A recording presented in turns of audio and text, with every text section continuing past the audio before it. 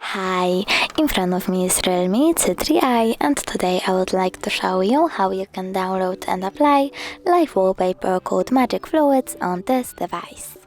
First of all, open Play Store and type Magic Fluids.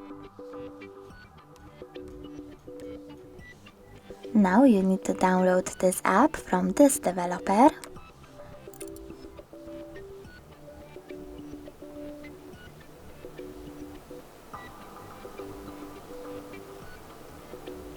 And open it. Click at the bottom right corner over here, choose Settings, tap on I accept and customize your wallpaper however you want to.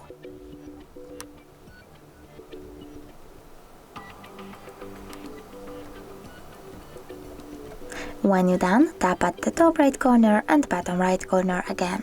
Choose Set as Live Wallpaper. Click on Set As and decide if you want it to be on home screen or home screen and lock screen by tapping on one of the options. So now when I click Home button, I can see that my wallpaper has changed. Thanks so much for watching. If you enjoyed this video, smash that like button, comment and don't forget to subscribe. Bye!